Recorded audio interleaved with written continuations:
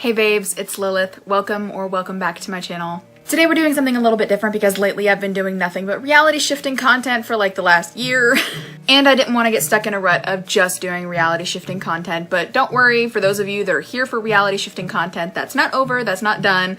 I have more reality shifting content coming, but I just kind of wanted to shake it up a bit by doing some other stuff. So today we are jumping a little farther more into my roots of my channel, and we are going to be doing a witchcraft related video today. For those of you who may not know, I am a Hellenic pagan and I work with and worship Hades. So I thought it might be nice to do a video about offerings and things associated with Hades that if you are interested in working with him or just worshiping him, that you could give to him, or even just learning that is associated with him.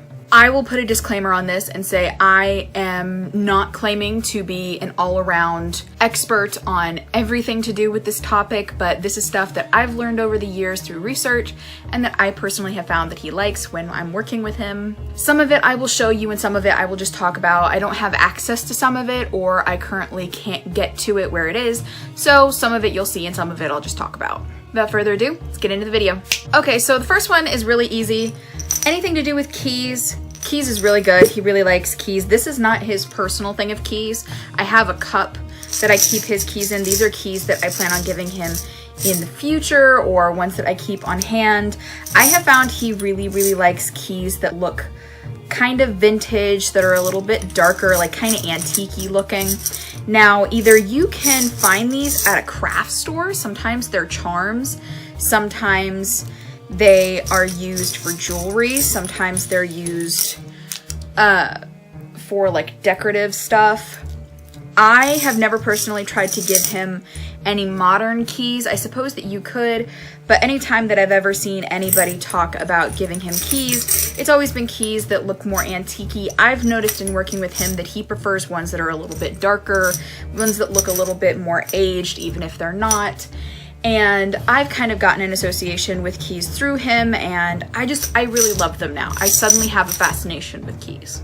Bay leaves is another really good one. This is really easy. This is just something you can pick up at the store. You don't have to give him a whole bottle.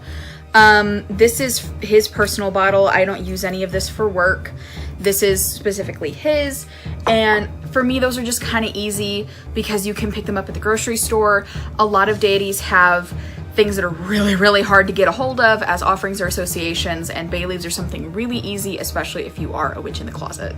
As far as colors associated with him, he's very associated with like black or red. I've even seen people talk about associating him with gray. It's always a good default to give him black or red candles. I prefer to go with black. That's just, you know, easier for me to get, whether it's like 7-day candles like this, or if you use chime candles, pillar candles, whatever, they will work just fine. Something else that he really likes is chocolate, preferably dark chocolate. I think I've given him like anything that had chocolate in it before. Like if I make cookies or I have cookies, sometimes I will give him a plate of cookies, and he seems to really like that. He very much enjoys the thought. Like he very much is a thought that counts kind of deity. Of course, like every other deity and kind of comparable to any person that you would know in your own life, he does have preferences. He does have things that he personally likes and does not like. But I've noticed that when it comes to chocolate, if I'm giving him like regular chocolate versus dark, he appreciates the thought and the fact that I'm thinking of him and that I've sat aside, I wish I could talk, that I have sat aside stuff specifically for him. Coins. Coins are always good. I have a bunch of change in this little, I have like a little chest that I keep for him that has small stuff in it. Coins are always good.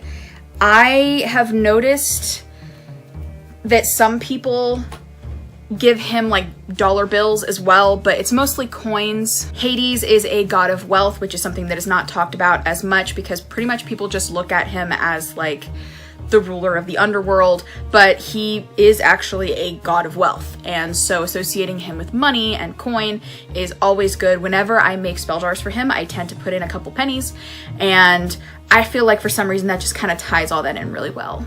Another thing he really enjoys is dark jagged rocks. Now, I found this one, I don't even know where. I don't remember ever seeing it, And then I found it in a drawer one day in my house, and that seemed kind of like a sign. And I gave it to him, and he was really fond of it, and it's pointy and it's dark. I like to keep an eye out when I go out for any other rocks that he might be into, and I think he really enjoyed that one. This one depends kind of on age and what you can get a hold of. He is also known to enjoy being given alcohol and tobacco. I never personally have given him either of those things. I tend not to drink a lot, and I never have tobacco products in my house. I don't actually know personally if there is a certain type of alcohol he prefers.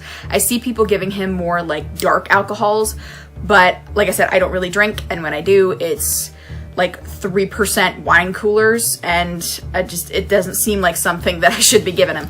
So I've never given him alcohol or tobacco of any kind. Other things that are really good are oils and breads and incense. Burning incense for him is something that he really likes. He's very drawn to the smoke. A lot of deities are, especially when it has to do with scents he enjoys. He likes a lot of really earthy scents. I get a lot of stuff that smells like sandalwood for him. His sandalwood candle is about to be completely out. I already have a new one bought and prepared for him, but sandalwood is something he really likes and that I really like having around for him, and the smell really reminds me of him. Patchouli, oak moss, and cypress are also really good. Pomegranate, always good. I have a tiny little pomegranate candle for him. I don't burn this super often. This is more of like a special occasion candle because I couldn't find a big one. Mint is always something, but I tend to not always have mint around because I have heard you have to be careful when having mint stuff around if Persephone is ever around, and she's been around in my house. Can't remember if I named frankincense or not. I am reading off of a list behind me. And dragon's blood. I like burning dragon's blood in my house as it is because it's really good for protection, but he's also really fond of it. So any candles or incense of any kind that has to do with any of those smells, always really good. You can also give him pomegranates in general, or like pomegranate juice that you get at the store, which are also things that can be associated with Persephone and their story. And you can also give him mint. But like I said, if I was you, if you have Persephone ever around, which happens a lot with people who work with him, make sure that it's crushed, because you don't want to give whole mint in case you offend her in any way, shape, or form. So she does prefer to have it crushed if she's going to be around. Plus, it's easier to just get a hold of because you can get it in a bottle at the store if you don't have access to fresh mint that you would then need to crush. Imagery of owls, dogs, and skulls is always good. I actually have a Cerberus stuffed animal that you can't see that's behind me off camera that really makes me feel very connected to him, and when I'm feeling a little bit distant from him and from my craft, I sleep with it close and it makes me feel a little bit closer. I have a lot of skulls in my room. This one I got last year around Halloween. These are always really good to pick up in the fall. My girlfriend actually bought me this one. She specifically knew the kind of stuff that he liked, so she bought me this in order to give to him. He's really fond of this. I also put this out whenever I put out offerings for Persephone as well, because she is his queen, and so it kind of ties to the both of them.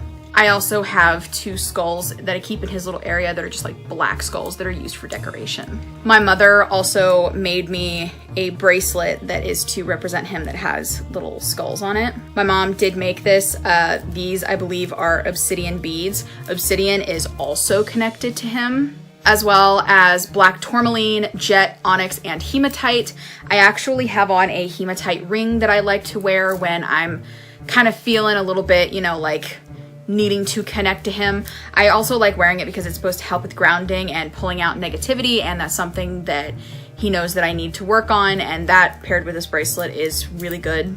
If you guys are interested in the kind of jewelry that my mother makes, the link to our Etsy shop is down in the description below, where you can get jewelry that my mom makes of a spiritual variety, and you can also get spell jars that I hand make. Something else that he really appreciates is when you give to people in need, whether it's giving to people that are homeless or giving to people that are associated with a charity. It's a really good act of devotion for him to give to people who need it. It's also very well associated with something that I haven't done that I actually really want to, is to donate to associations that have to do with death or taking care of the dead, like funeral homes. And I feel like that's something that's really on like a goal list for me and a lot of people. It's really easy to do. If it's hard to do something physically, it's good to donate to them financially. Something else that you can also do that I really, really, really want to do, but I kind of don't want to do by myself because I'm not good at going places alone, is tidying up graves that need a little TLC.